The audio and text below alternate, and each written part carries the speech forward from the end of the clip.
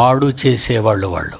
జాగ్రత్త, ఈసారి ఎవరితో మాట్లాడినా పవిత్రురాలైన కన్యకునగా ఒక్కడే పురుషుడైన యేసుక్రీస్తుకి సమర్పింపవలెనని మిమ్మును ప్రధానము చేసి తిని గాని సర్పము తన కుయుక్తి చేత హవ్వను ఏ విధంగా ప్రారంభ ఆడదాన్ని మోసగించిందో మీ మనస్సులు కూడా చెరపబడిపోయి క్రీస్తు ఎడలనున్న సరళత పవిత్రత ఎట్లైనను తొలగిపోవునేమో అని, ఈ విధంగానైనా తప్పిపోతారేమో అని భయపడుచున్నాను.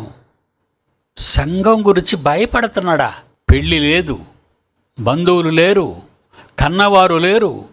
తన సంఘం, తన పిల్లలు, తన వాక్యముతో కన్నవాళ్ల గురించి ఎంత ప్రయాసపడుతున్నాడండి పౌలు. ఒంటరి జీవితం, ఏ కోరిక తనలో లేదు, అన్నీ చెప్పుకున్నాడు. యేసుక్రీస్తుకు ప్రదానం చేశాడు. అంత త్యాగంతో పుట్టిన ప్రారంభ క్రైస్తవ్యం మొక్కలు మొక్కలు మొక్కలు మొక్కలు. వాడి గురించి చెప్తున్నాడు. ఏం చెప్తున్నాడు? శత్రువు గురించి వచనంలోను, సర్పము తన కుయుక్తి చేత అవ్వను మోసపరిచినట్లు, ప్రారంభములో ఏదేనులో అవ్వను మోసగించినట్లు మీ మనస్సులను చెరుపుతుందా వచ్చేది? అది ఊసెట్టిందంటే చెడిపేసింది అనమాట. నిన్ను క్రీస్తు ఎడల ఉన్న సరళత, పవిత్రత ఎట్లైనను తొలగిపోవునేమో, అందులో నుంచి మీరు వెళ్ళిపోతారేమో. ఈ చెరిచే వాళ్ళు మీ మధ్య ఉంటారు, చెరుపుతుంటారు వాళ్ళు. సంఘమా జాగ్రత్త. ఎవరిని మృంగుదురా అని ప్రపంచం చుట్టూ తిరగటం లేదు, మన చుట్టే తిరుగుతుంది అది. ఎందుకంటే ప్రపంచం అంతా దాని చేతులకు పోయింది. మానవ వినాశనాన్ని కోరుకుంటుంది అదే. వాడి అబద్ధానికి జనకుడు, దేవుని కుమారులను మోసగించిన వాడు, చివరకు వాళ్ళ చంపుతున్నాడు. వాడు ప్రయోగాలు, వాళ్ళ ఆర్థిక పరిస్థితి, వాళ్ళ వ్యాపారాలు, వాళ్ళ సమస్తాలని డెవలప్ చేసి మృత్యు కోరల్లోకి పంపించింది ప్రపంచ దేశాలన్నింటినీ. రోగాన్ని తీయలేక, మందులు కనిపెట్టలేక రోగం వచ్చిన వాడిని చంపి పడేయమని సలహా ఇచ్చింది. చంపే. అప్పుడు మరి ఒక దూతను చూచితిని. అతడు భూనివాసులకు అనగా ప్రతి ప్రపంచములోని ప్రతి జనమునకు, ప్రతి జనములోని ప్రతి వంశమునకు, ఆయా భాషలు మాట్లాడే ప్రపంచ ప్రజలకు, ప్రతి ప్రజకును ప్రకటించునట్టు నిత్య సువార్త తీసుకొని ఆకాశము మధ్యన ఎగురుచుండెను. ఆకాశము మధ్యనంటే భూమి మీద ఉన్న అన్ని దేశాలు, అందరి ప్రజలు వినబడేటట్టుగా వాక్యాన్ని ప్రకటించాడు. ప్రారంభ శతాబ్దం నుండి ఈరోజు బైబిల్ ప్రపంచ దేశాల్లోకి వెళ్ళిపోయింది. ఆరిన నేల మీద మనిషి అంటూ ఉంటే లిపున్న అన్ని భాషల్లోకి బైబిల్ వెళ్ళిపోయింది. ఇలాంటి పుస్తకం ప్రపంచంలో మరొకటి లేదు. అన్ని భాషల్లోకి. ఆకాశము నుండి, ఆకాశం మధ్యమున, ఆకాశం ఏదో ఒక మూల అనలేదు. ఆకాశము లోపల ఈ విశ్వంలో ఉన్న ప్రకృతి వినాలి. ఈ రాజ్య సువార్త ప్రకృతికి, ప్రజలకి. కానీ ఎన్ని అబద్ధాలు బోధిస్తున్నారండి జనాలకి. ఎప్పుడైతే సత్యసువార్త ప్రారంభమైందో మొదటి శతాబ్దంలో 25 సంవత్సరాలు అవగానే, సంఘం పుట్టి 25 సంవత్సరాలు అవగానే అబద్ధ సువార్త ప్రకటించింది లోపల. మీలో ఒకడు పౌలువాడు, మీలో ఒకడు కేఫావాడు, మరొకడు అపోల్లోవాడు, మరొకడు క్రీస్తువాడు అని చెప్పుకొనుచున్నారని నా తాత్పర్యం. క్రీస్తు విభజింపబడి ఉన్నాడా? 25 సంవత్సరాలు అయిందండి సంఘం పుట్టి. కొరింథీ పత్రిక రాసేటప్పటికి 25 ఏళ్లకే ముక్కలు చేసేసిందా? అంత షార్ప్గా ఉంది, అంత యాక్టివ్గా ఉంది. ప్రారంభ సంఘాన్ని ముక్కలు చేసింది. 4 ముక్కలు.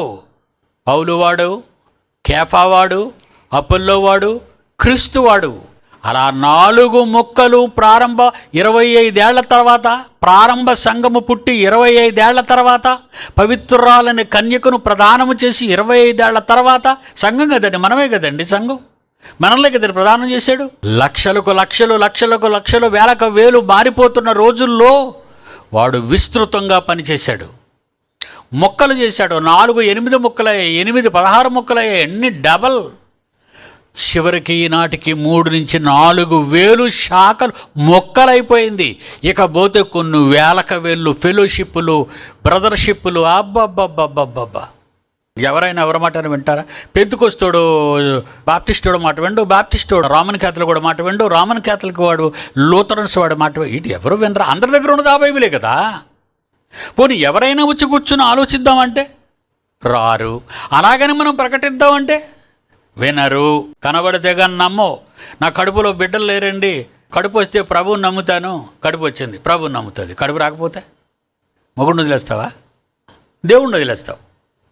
భర్తను వదులుకోలేవు, పిల్లలు పుట్టలేదని భార్యను వదులుకోలేవు, దేవుణ్ణి వదులుకుంటావు, దేవుణ్ణి వదులుకుంటావు, ఇవ్వలేదని వదులుకుంటావు, ఇస్తే నమ్ముకుంటావు. ఏమి నమ్మకం అది? ఈరోజు ప్రపంచం అంతా అలా ఉంది. క్రైస్తవులు డ్యామేజ్. ఇతరుల గురించి మనం మాట్లాడవలసిన అవసరం లేదు, వాళ్ళ ఎంటైర్ డ్యామేజ్. వాక్యాన్ని చేతబట్టుకొని గుడులకు వెళుతూ బైబిల్ చదువుతున్నామని అనుకుంటూ అందరూ బైబిల్ విప్పుతారు, అందరూ యేసుని నమ్ముతారు, అందరూ హల్లెలూయా అంటారు, అందరూ యేసుక్రీస్తు అంటారు, అన్నీ బాగున్నాయి. మరి ఏంటి మీరు ఒకలాగా ఎందుకు మీరు ఇలా మారిపోయారు? నిత్య సువార్త ఆకాశానికి వెళ్ళింది. ప్రారంభ శతాబ్దం. అపోస్తలులు ప్రవక్తలు వేసిన పునాది. 3000 మందితో ఆరంభమైన యెరూషలేములోని సంఘం ఆ వాక్యాన్ని నమ్మింది. వేలకు వేలుగా ఆ సువార్త సేవలో, అపోస్తలుల సేవలో వేలకు వేలు బాప్తిసాలు పొందేస్తున్నారు ప్రారంభ శతాబ్దంలో. వాళ్ళందరూ ఏమైపోయారు? అందులో ఒరిజినాలిటీ ఏది? ఒరిజినాలిటీ ఎక్కడుంది? బియ్యంలో కల్తీ, నూనెలో కల్తీ, పప్పుల్లో కల్తీ, సబ్బుల్లో కల్తీ, మెడిసిన్స్లో కల్తీ, బోధ కల్తీ. కల్తీ అయితే ప్రభుత్వం పట్టుకొని కేసులనే పెడుతుందేమో. ఆహార వస్తువులు, మనం అనుభవించే వస్తువులు. కానీ జీవవాక్యమే కల్తీ అయితే మిమ్మల్ని ఎవరు పట్టుకుంటారు? చచ్చాక నరకం పట్టుకుంటుందే తప్ప బతుకుంటుండగా నీ బతుకు చెల్లుబడి అయిపోద్ది ఇక్కడ.